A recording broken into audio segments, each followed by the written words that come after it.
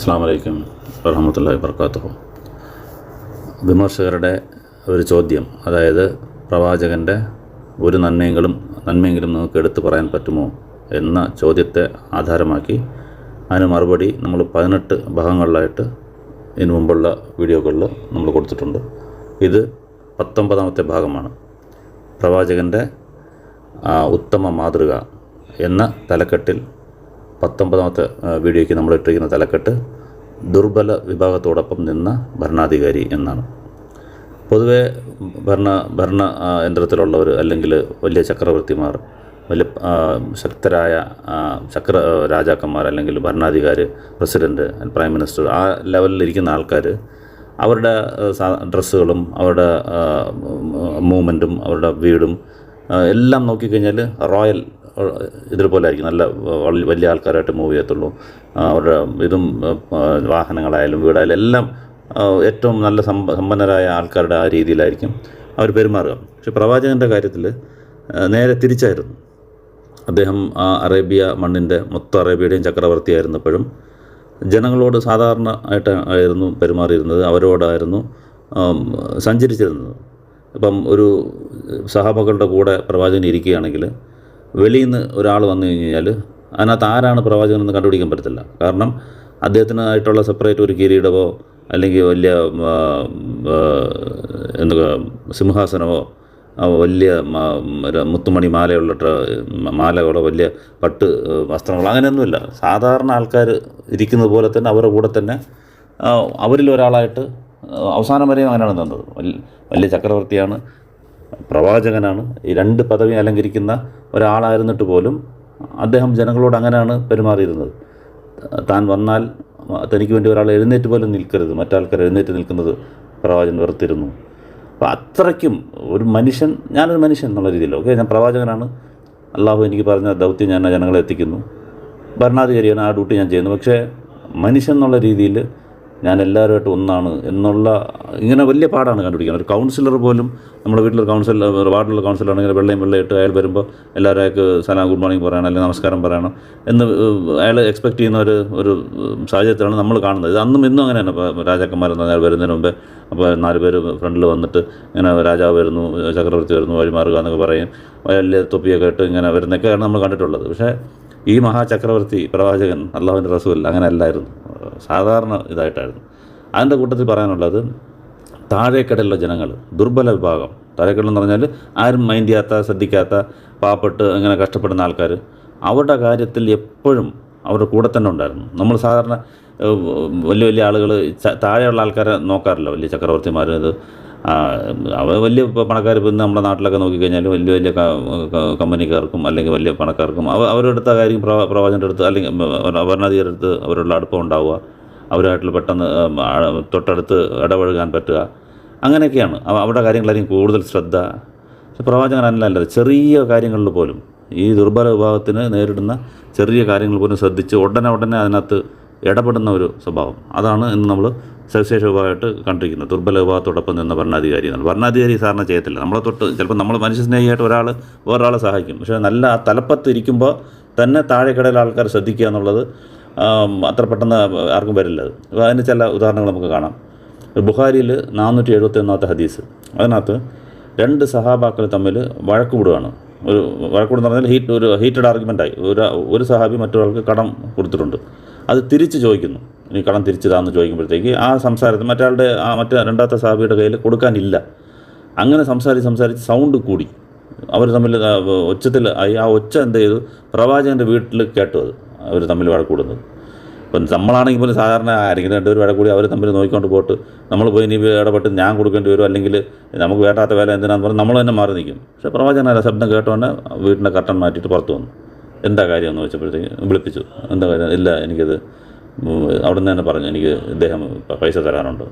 അപ്പോൾ ഇവിടെ ഇരുന്നുകൊണ്ട് തന്നെ കൈ ഇങ്ങനെ പകുതി കാണിച്ചു. കൈ നമ്മൾ ഹാഫൊന്നും കാണിക്കത്തില്ല, പകുതി ഹാഫൊന്നും കാണിക്കാൻ ആക്ഷൻ കാണിക്കത്തില്ല, കൈയുടെ പകുതി ഇങ്ങനെ മുറിച്ച് കാണിക്കത്തില്ല, അങ്ങനെ ഹാഫ് അങ്ങനെ രീതിയിൽ അതിനടുത്ത് ആക്ഷൻ കാണിക്കുന്നു. എന്ന് വെച്ചാൽ പകുതി ഇത് വിട്ടുകൊടുക്കും എന്നുള്ള രീതിയിൽ.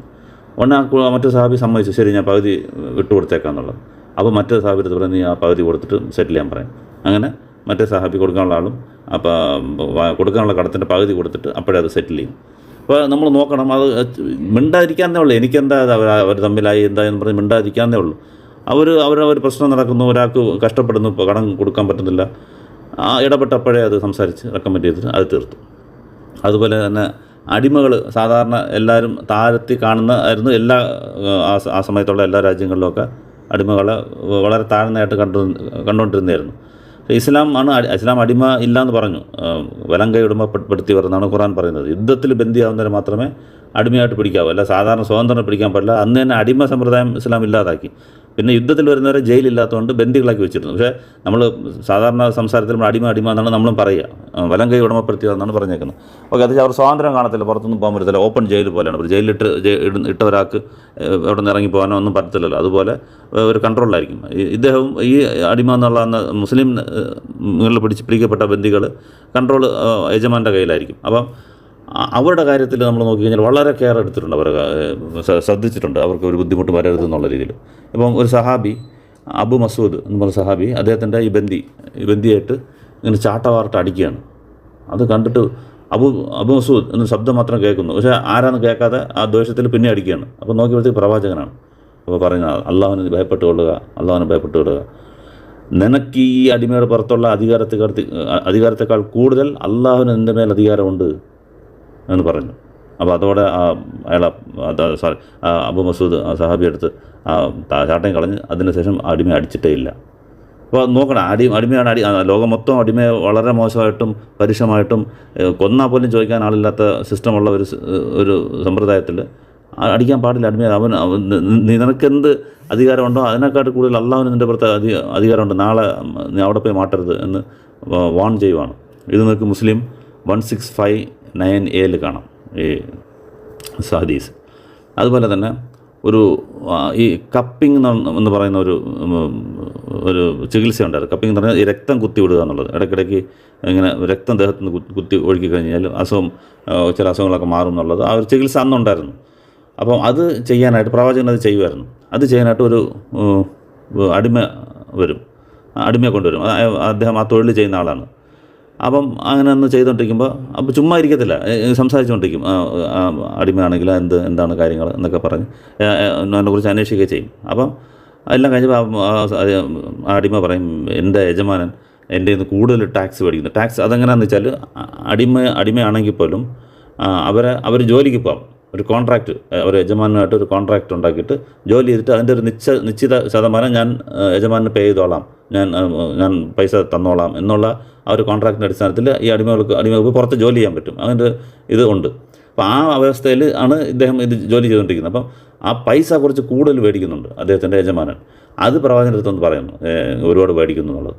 ശരി എന്നെല്ലാം കേട്ടിട്ട് അവസാനം ചികിത്സ എല്ലാം കഴിഞ്ഞിട്ട് വന്ന അടിമയ്ക്ക് കൊടുക്കാനുള്ള ഇതും കാശും കൊടുത്തിട്ട് അവൻ്റെ ഫീസും കൊടുത്തിട്ട് ആ ആരുടെ സഹാബിയുടെ കൺട്രോളാണ് ആ അടിമ ഉള്ളത് വിളിച്ച് പറയാം, ടാക്സ് കുറച്ച് കുറയ്ക്കും, ശമ്പളം കുറച്ച് കുറയ്ക്കും, കൊടുക്കാനുള്ള പൈസ കുറച്ച് വാങ്ങിക്കുക എന്ന് പറഞ്ഞ് റെക്കമെൻഡ് ചെയ്യും. അപ്പം ഒന്ന് ആലോചിച്ച് നോക്കണം, എത്രത്തോളം ആ താഴേക്കിടയിലുള്ള ജനങ്ങളെ കുറിച്ചുള്ള ആകുലതയും ഓരോരോ സെക്കൻഡും എങ്ങനെയാണ് ഇത്രയും ചെയ്യുക. നമ്മൾ 18 ഭാഗങ്ങൾ ചെയ്തു. ഈ ഒരു ഗുണമല്ല നമ്മൾ പറയുന്നത്, സവിശേഷ ഗുണമെന്ന് പറയുന്നത് ഒന്നല്ല, എന്തെല്ലാം ഗുണങ്ങളുണ്ട് അതെല്ലാം അതിൻ്റെ മൂർത്തിമത് ഭാവമായിട്ട് പ്രവചനം കാണാമായിരുന്നു. നമ്മൾ 18 എടുത്തിട്ടുള്ളത് 19. ഇതെല്ലാം സ്വന്തം ജീവിതത്തിൽ ഓരോ സെക്കൻഡും പ്രവാചകൻ്റെ നിന്ന് വന്നുകൊണ്ടിരിക്കുകയാണ് ഈ ഗുണങ്ങൾ. നമ്മൾ ഇത് പ്ലാൻ ചെയ്ത് ചെയ്യുന്നതല്ല, അത് മനസ്സിൽ നിന്ന് വരുന്നതാണ്. അതുകൊണ്ടാണ് നമ്മൾ ഉത്തമ മാതൃക എന്ന് പറയുന്നത്. ജനങ്ങൾക്ക് നിങ്ങൾക്ക് ഉത്തമ മാതൃക ഉണ്ടെന്ന് അള്ളാഹു പറഞ്ഞത് ചുമ്മാതല്ല, അത്രയ്ക്ക് അങ്ങനെ പെർഫെക്റ്റായിട്ട് ജീവിച്ച് കാണിച്ചുകൊണ്ടാണ്. ഈ സംഭവം ബുഖാരിയിൽ 2281 കാണാം, ഈ രക്തം കുത്തിവിടുന്ന ചികിത്സ ചെയ്ത അടിമയുടെ. അതുപോലെ തന്നെ മറ്റൊരു സമയത്ത് രാവിലെ മുദാർ ഗോത്രത്തിലെ ചില ആളുകൾ ആ പ്രവചനം ഉള്ള സ്ഥലത്ത് വരികയാണ്. ദൂരെയുള്ളൊരു ഗോത്രമാണ്. അപ്പം അവരെ കണ്ടു കഴിഞ്ഞാൽ മുടിയെല്ലാം ഈ ഇതായി എണ്ണ തേക്കാത്ത അങ്ങനെ ഇതും തുണിയൊക്കെ കീറി പറഞ്ഞ് മുഷിഞ്ഞ് ചെരുപ്പ് ഒന്നുമില്ല, അങ്ങനെ വളരെ വൃത്തിഹീനമായ ഒരു രീതിയിൽ അവരുടെ വാളുകളൊക്കെ തോളിലിട്ടിട്ട് കഴുത്തിൽ തൂക്കിയിട്ടേക്കുന്നു. വെച്ചാൽ അന്ന് എല്ലാവരും വാളും കൊണ്ട് നടക്കും. എപ്പോഴും ശത്രുക്കളുടെ ആക്രമണം അല്ലെങ്കിൽ വഴിയിലുള്ള ആക്രമണം ഉണ്ടാകുന്ന പറഞ്ഞാൽ എപ്പോഴും അന്ന് വാളൊക്കെ കൈ കൊണ്ട് കിടക്കും. വളരെ മോശമായിട്ട് അങ്ങനെ ആൾക്കാർ വന്ന് കണ്ടപ്പോഴത്തേക്ക് മുഖം അങ്ങനെ അങ്ങ് മാറും, ചുമന്ന് തുടുക്കുന്നു ദേഷ്യത്തും കൊണ്ട്. ഇത് കണ്ട ഉടനെ ബിലാലിനെ വിളിപ്പിച്ച് ബാങ്ക് കൊടുക്കാൻ പറയും. ബാങ്ക് കൊടുത്ത ഉടനെ ആൾക്കാരെല്ലാം കൊണ്ട് നിസ്കരിച്ചതിന് ശേഷം അവിടെ നിന്ന് പ്രസംഗം, ഖുർആൻ്റെ ആയത്തുകളെല്ലാം എടുത്ത് വെച്ചിട്ട്, മനുഷ്യരെ നിങ്ങളെ ഒരു ഒരു പെണ്ണിൽ നിന്നുമാണ് സൃഷ്ടിച്ചത്. ആയത്തുണ്ടല്ലോ, എല്ലാവർക്കും അറിയാവുന്ന ആയത്താണ്. നിങ്ങളെ സൃഷ്ടിച്ചത് നിങ്ങളിൽ ആരാണ് ദൈവഭക്തിയുള്ളത് അവനാണ് അള്ളാഹുവിൻ്റെ അടുത്ത് ഉത്തമൻ എന്നുള്ള രീതിയിൽ. അപ്പം മനുഷ്യരെല്ലാവരും ഒന്നാണ്, ഒരു സഹോദരന്മാരാണ്. അതായത് വന്ന് നിൽക്കുന്നത് നിങ്ങളുടെ സഹോദരന്മാരാണ്. ഏതോ ഗോത്രത്തിൽ അവർ ഉള്ള ആൾക്കാരാണെന്ന് എവിടെ കിടക്കരുത്. ആരാന്ന് അപ്പുറത്തുള്ള ഉദാർ ഗോത്രത്തിലാണ്, ഡയറക്റ്റ് കൺട്രോൾ വരുന്ന ആളായിരിക്കത്തില്ല. അവരവിടെ വന്നേക്കുന്നു. ഇങ്ങനെ ഇത്രയും മോശമായിട്ട് നിങ്ങൾ എങ്ങനെ ഇവർ വിട്ടുവെച്ചു എന്നുള്ള ആ അർത്ഥത്തിലാണ് ചോദിക്കുന്നത്. എങ്ങനെ ഒരു സഹജീവിയെ എങ്ങനെ വിടാൻ പറ്റി നിങ്ങൾക്ക്? ഈ കോലത്തിലാക്കാൻ നിങ്ങൾക്ക് എന്ത് ഉത്തരവാദിത്വം ഇല്ലേ എന്നുള്ള രീതിയിൽ നിങ്ങളെല്ലാം സഹോദരന്മാരാണ്. മനുഷ്യന്മാരെല്ലാം ഒരാണിൽ നിന്നും പെണ്ണിൽ നിന്നാണ്. നിങ്ങൾ ഏത് ഗോത്രമാണോ ഇവിടെ അടുത്ത് നിൽക്കുന്നോ ഒന്നും നോക്കാതെ അങ്ങനെയല്ല നോക്കേണ്ടത്. ഒരു മനുഷ്യനിങ്ങനെ കഷ്ടപ്പെടുന്നെങ്കിൽ ഉടനെ അവന് അറ്റൻഡ് ചെയ്തേ പറ്റൂ എന്നുള്ള ആയത്ത് ഓതുന്നു. പിന്നെ 59:18 അള്ളാഹുവിനെ ഭയപ്പെട്ട് കൊള്ളുക. നാളെ നിങ്ങളിവിടെ സമ്പാദിക്കുന്നത് എന്താണെന്നുള്ളത് നാളെ അള്ളാഹു കാണും. അള്ളാഹുവിനെ ഭയപ്പെട്ട് കൊള്ളുക എന്നുള്ള ആയത്തൊക്കെ ഓതി ഉടനെ ആൾക്കാരെല്ലാം കൂടി അപ്പോഴേ അവരെ കയ്യിലുള്ള എല്ലാം കൊണ്ടിടുന്നു. തുണിയുള്ളൊരു തുണി, ദിനാറുള്ളൊരു ദിനാറ്, ഒരു ഈത്തപ്പഴം ഉണ്ടെങ്കിൽ ഈത്തപ്പഴം എല്ലാം നിന്ന് കുറച്ചായപ്പോഴത്തേക്ക് നല്ല കുമിഞ്ഞു കൂടിയത്. അപ്പോഴും ഒരു സഹാബി റിപ്പോർട്ട് ചെയ്യുന്ന പ്രവാചകൻ മുഖം കാണണമായിരുന്നെന്ന്. സ്വർണം ജ്വലിക്കുന്നത് പോലെ മുഖം ജ്വലിച്ചു എന്നുള്ളത്. നേരത്തെ അവരെ ഈ വേഷം കണ്ടപ്പോൾ ദേഷ്യം വന്നത്, ഇത്രയും സമ്പത്ത് വന്നപ്പോഴത്തേക്ക് മുഖം ജ്വലിച്ചു. അപ്പോൾ അതപ്പോഴേ അവർക്ക് ഡിസ്ട്രിബ്യൂട്ട് ചെയ്തിട്ട് ഇത് കൊടുത്തിട്ട് എന്നിട്ട് 2 ഉപദേശം കൂടെ കൊടുക്കും. ആരാണോ ഒരാൾ നല്ല കാര്യം ചെയ്ത് അതിനൊരു മുന്നുദാഹരണമായിട്ട് നിൽക്കുകയാണെങ്കിൽ അത് കണ്ട് പിന്നീട് ചെയ്യുന്ന ആൾക്കാർ ചെയ്യുന്ന അതിൻ്റെ പുണ്യമെല്ലാം ആദ്യം ചെയ്ത ആൾക്ക് കിട്ടും. മറ്റാളുടെ പുണ്യങ്ങൾ കുറയത്തുമില്ല. പിന്നീട് ചെയ്യുന്ന ആൾക്കാരുടെ പുണ്യം കുറയാതെ തന്നെ ആദ്യം ചെയ്ത ആൾക്കാർക്ക് നല്ലൊരു കാര്യം ചെയ്ത് ഒരു മുന്നുദാഹരണം ചെയ്ത് ആൾക്ക് കിട്ടും. അതുപോലെ ഒരു ചീത്ത കാര്യം ഒരാൾ ചെയ്തിട്ട് അതാണ് ആൾക്കാർ കോപ്പി ചെയ്യുന്നതെങ്കിൽ ആ തിന്മയും ഈ ആദ്യം ചെയ്ത ആൾക്കാർക്ക് കിട്ടും എന്നുള്ള ആ ഹദീസ് പറയുന്നത് നിങ്ങൾക്ക് ഇവിടെ കാണാം. അതായത് ഇവിടെ മുസ്ലിം 1017. അപ്പം എങ്ങനെയെല്ലാം ശ്രദ്ധിക്കുന്ന നാച്ചുറലായിട്ടുള്ള റെസ്പോൺസാണ്. കാണുമ്പോൾ നമുക്കെന്താ നമ്മുടെ ആൾക്കാരായി എന്നും പറഞ്ഞിരിക്കാതെ ഒരു ആൾക്കാർ ഇങ്ങനെ ഇത്രത്തോളം മുഷിഞ്ഞ് വന്നിരിക്കുന്നവർ ശ്രദ്ധിക്കപ്പെടാതിരിക്കുന്നു എന്ന് പറഞ്ഞിട്ട് ഉടനെ എൻ്റെ ആക്ഷൻ ഇമ്മീഡിയറ്റ് ആണ്. നിങ്ങളൊന്ന് ആലോചിച്ച് നോക്കി, ഇന്നും നമ്മുടെ നാട്ടിലും എത്രയെല്ലാം പ്രശ്നങ്ങൾ ഇതെല്ലാം വഹിക്കുന്നു. സമ്പത്തിന് ഒരു കുറവുമില്ല. വിചാരിച്ച ഒറ്റ സെക്കൻഡ് കൊണ്ട് ഈ കഷ്ടപ്പെടുന്ന ആൾക്കാരുടെ എല്ലാം കഷ്ടങ്ങൾ തീർക്കാനേ ഉള്ളൂ. അന്ന് സമ്പത്തും വലിയ ഇതും ഇല്ലാത്ത ഒരു സാഹചര്യത്തിൽ പോലും ആൾക്കാരെ എന്ത് കമാൻഡിങ്ങും എന്ത് കൺട്രോളിങ്ങും ആൾക്കാർ കേൾക്കുന്നുണ്ടല്ലേ. ആ കൊടുക്കാനുള്ള അങ്ങനെയുള്ളൊരു വിഭാഗം ആൾക്കാർ വാർത്തെടുത്തു എന്നുള്ളതാണ് നമുക്ക് വളരെ അത്ഭുതം തോന്നുന്നത്. എങ്ങനെ ഒരു ആൾക്കാരെ വാർത്തെടുത്തു പ്രവാചകൻ. കൈ ഞൊടിച്ചാൽ ജീവൻ കളയുന്ന മാത്രമല്ല, നല്ല കാര്യത്തിന് കൊടുക്കാൻ അവരെ കയ്യിൽ നിന്ന് കാശെടുത്ത് കൊടുക്കും. നമുക്കങ്ങനെ തോന്നത്തില്ല. നമ്മുടെ കയ്യിൽ നിന്ന് ഒരു 10 രൂപ കൊടുക്കണമെങ്കിൽ വിരൽ മുറിക്കുന്നതിന് തുല്യമായിട്ടാണ് ആൾക്കാർ കാണുന്നത്. അങ്ങനെയൊന്നും പെട്ടെന്ന് കൊടുക്കത്തില്ല. മുസ്ലിങ്ങളിൽ ഇതങ്ങനെ പണ്ട് പോലെ ഇത് മനസ്സിൻ്റെ ഉള്ളിൽ ഇങ്ങനെ കൊടുക്കണം, മറ്റുള്ളവർക്ക് കൊടുക്കണം, കഷ്ടപ്പെടുന്നവർക്ക് കൊടുക്കണം എന്നുള്ള ഇതുള്ളതുകൊണ്ടാണ് അവർക്ക് ഈസിയായിട്ട് സക്കാത്ത് കൊടുക്കുന്നത്, ദാനധർമ്മങ്ങളിലൊക്കെ മുന്നോട്ട് നിൽക്കുന്നത്. ആ ഒരു കൾച്ചർ അന്ന് മുതലേ വന്നതുകൊണ്ടാണത്. അപ്പോൾ അന്ന് അത് ആൾക്കാർ ഒന്നും നോക്കിയില്ല, അപ്പോഴേ കൊണ്ടുവന്ന് അവിടെ വലിയ കൂമ്പാരം കൂടി സമ്പത്ത്. അപ്പം അതെല്ലാം നിങ്ങൾ നോക്കണം. ഇതൊക്കെ നിങ്ങൾ ഇങ്ങനെ പറഞ്ഞു പോകാതെ നിങ്ങൾ മറ്റാൾക്കാരെ കൊണ്ട് നിങ്ങൾ ചോദിക്കുന്നുണ്ടല്ലോ, എന്താണ് നിങ്ങൾ എന്തെങ്കിലും ഗുണം ഒരു ഗുണം പറയാമെന്ന് ചോദിക്കുന്ന നാക്ക് വളച്ച് ചോദിക്കാൻ നാണമില്ലല്ലോ എന്ന് ആൾക്കാർ ഞാൻ ചോദിക്കുകയാണ് ഈ വിമർശകർക്ക്. ഒരാളെ നിങ്ങളിങ്ങനെ കാണിച്ചതാണ് ഇതേനൊക്കെ വാർത്തെടുത്തത് അപ്പോഴേ കേട്ട് ഒരു പ്രശ്നം ഒരു കൂട്ടം ആൾക്കാരുടെ ജനങ്ങളുടെ പ്രശ്നം തീർക്കാൻ ഒരാൾ കൈ നൊടിച്ചാൽ മതി, അല്ലെങ്കിൽ ഒരു വാക്ക് മതി. അത്രയ്ക്ക് ഇൻഫ്ലുവൻസ് ഉള്ള ഒരാളിനെ കാണിക്കും നിങ്ങൾ. അവരെന്തുകൊണ്ട് അങ്ങനെ ബഹുമാനിച്ചു? അത്ര പെർഫെക്റ്റായിട്ട് ജീവിച്ച് കാണിച്ചുകൊണ്ടല്ല. നിങ്ങളിപ്പം ഈ 21-ാം നൂറ്റാണ്ടിലിരുന്ന് 1600 വർഷത്തിന് ശേഷം ഇവിടെ ഇരുന്നുകൊണ്ട് പ്രവാചകൻ അങ്ങനെയല്ലായിരുന്നു ഇങ്ങനെയല്ലായിരുന്നു എന്ന് നിങ്ങൾ പറയുന്നതിൻ്റെ അവർക്ക് 100 ഇരട്ടി റൈറ്റ് അവർക്കുണ്ട് വിമർശിക്കാൻ. അവരെന്തുകൊണ്ട് വിമർശിച്ചില്ല? അവർ നേരെ ജീവൻ കളയാൻ വരെ തയ്യാറായിരുന്നല്ലോ. ഇപ്പോൾ പറയുന്ന സമ്പത്തെല്ലാം കൊടുക്കില്ല. നിങ്ങൾ ഒരാളിനെ കാണിച്ചാൽ, നിങ്ങൾ പറഞ്ഞ ഉടനെ സമ്പത്തെടുത്ത് കൊടുക്കുന്ന ഒരാളിനെ കാണിച്ചാൽ, നിങ്ങൾ അത്ര ഇൻഫ്ലുവൻഷ്യൽ ആയിട്ടുള്ള ഒരാളിനെ കാണിച്ചാൽ, അത്ര പെർഫെക്റ്റായിട്ട് ജീവിച്ചതുകൊണ്ടല്ലേ ഒരു നന്മയും വിടാതെ പ്രവാചകൻ്റെ ജീവിതത്തിൽ അത്ര നന്മകൾ ഉള്ളതുകൊണ്ടല്ലേ ആൾക്കാരത് കേട്ടത്, അവർ വിശ്വസിച്ചത്. അല്ലാതെ മലക്കിനെ കണ്ടിട്ടല്ല, അവരാരും ജിബ്രീലിനെ കണ്ടിട്ടല്ല പ്രവാചകനെ വിശ്വസിച്ചത്. പ്രവാചകൻ്റെ ക്യാരക്ടർ കണ്ടിട്ടാണ്. തീർച്ചയായിട്ടും ഇത് പ്രവാചകനാണ്, അള്ളാഹുവിൻ്റെ ദൂതൻ തന്നെയാണ്. ആ ക്യാരക്ടർ മതി, ഒരൊറ്റ പ്രൂഫ് ക്യാരക്ടർ മതി. ഇങ്ങനെ ജീവിക്കണമെങ്കിൽ തീർച്ചയായിട്ടും അള്ളാഹെ ഭയപ്പെടണം. കള്ളം പറയാത്ത ഒരാളാണ് അദ്ദേഹം. തീർച്ചയായിട്ടും പറയുന്ന പ്രവാചകൻ തന്നെയാണ്. അങ്ങനെ ചെയ്ത് വലിയൊരു സമുദായത്തെ തന്നെ മാറ്റി കാണിച്ച പ്രവാചകനെയാണ് നിങ്ങൾ ഒരെണ്ണം കാണിക്കുമെന്ന് പറയുന്നത്. വെച്ചാൽ നിങ്ങൾക്ക് നിങ്ങളുടെ ഈ വിമർശകർക്ക് അവരുടെ സിദ്ധാന്തത്തിൽ ഒന്നുമില്ല കാണിക്കാൻ. പിന്നെ ആ കൂടെ കല്ലെറിയാൻ പറ്റുന്നത് കായ്ഫലമുള്ള വൃക്ഷത്തിനാണ്. അതുകൊണ്ടാണ് എല്ലാ സൈഡിൽ നിന്നും ഇസ്ലാമിനെ ആക്രമിക്കുന്നത്. കുഴപ്പമില്ല, നമ്മളത് തിരിച്ച് എല്ലാത്തിനും ഇങ്ങനെയാണ് മറുപടി പറഞ്ഞുകൊണ്ടേ ഇരിക്കും. അത്രയേ ഉള്ളൂ. അത് ജനങ്ങളിലെ മെസ്സേജ് എത്തട്ടെ. അപ്പം ആ സംഭവം നമുക്ക് ഇത് കാണാം. അതായത് 1017A മുസ്ലിമിൽ കാണാം. അതുപോലെ തന്നെ അബൂ മസൂദിൻ്റെ പറഞ്ഞു ബിലാൽ റളിയല്ലാഹു അൻഹു അറിയാം എല്ലാവർക്കും. അദ്ദേഹം ഒരു അടിമവർഗത്തിൽപ്പെട്ട ആളായിരുന്നു, നീഗ്രോ വർഗത്തിൽ. ആദ്യകാലത്തിൽ ഇസ്ലാമിൽ ചേർന്നതാണ്. പ്രവാചകൻ്റെ കൂടെ തന്നെ ഉണ്ടായിരുന്നു. നല്ല സൗണ്ടുള്ള സ്വരം, നല്ല ഗാംഭീര്യമായ സ്വരമുള്ളതുകൊണ്ട് ബാങ്ക് വിളിക്കാനൊക്കെ ബിലാലിനെ തന്നെയാണ് യൂസ് ചെയ്യുന്നത്. മക്ക വിജയിച്ച ശേഷം, മക്ക തിരിച്ചു പിടിച്ചതിന് ശേഷം കാബയിൽ വന്നിട്ട് അതിൻ്റെ താക്കോൽ കൊണ്ടുവരാൻ പറയും. എന്നിട്ട് കാബയുടെ അകത്ത് കയറിപ്പോവും. കൂടെ പോകുന്നത് പ്രവാചകൻ കാണും. ഉസാമ, അതായത് സെയ്ദ് ബിൻ ഹാരിത, വളർത്തുപുത്രനില്ലായിരുന്നു, പക്ഷേ സ്വന്തം മോനെ പോലെ വളർത്തിയ സെയ്ദ് ബിൻ ഹാരിതയുടെ മകനാണ് ഉസാമ. ചെറുമോനെ പോലെ തന്നെയാണ് സ്നേഹിച്ച് വളർത്തിയത്. ഹസൻ ഹുസൈനെ പോലെ തന്നെയാണ് ഉസാമയും പ്രവാചകൻ സ്നേഹിച്ചത്, ഇഷ്ടപ്പെട്ടത്. അപ്പം പ്രവാചകൻ, ഉസാമ, ഉസ്മാൻ റളിയല്ലാഹു അൻഹു, പിന്നെ ബിലാൽ, 4 പേരാണ് ആദ്യമായിട്ട് കയറുന്നത്. ബാക്കി എല്ലാ സീനിയർ സാഹിബികളും പുറത്താണ് നിൽക്കുന്നത്. ബിലാലിനെയും കൊണ്ടാണ് അകത്ത് കയറിയത്. അപ്പോൾ തിരിച്ച് വന്ന് ബിലാൽ ഒരു മണിക്കൂറോളം നിൽക്കും, അവിടെ നിസ്കരിക്കും, എല്ലാം ചെയ്യും.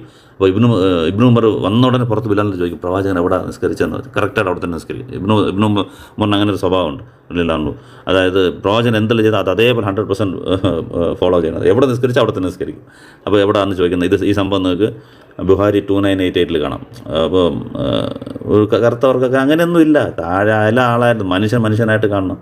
വളരെ അടുത്ത ആളായിരുന്നു.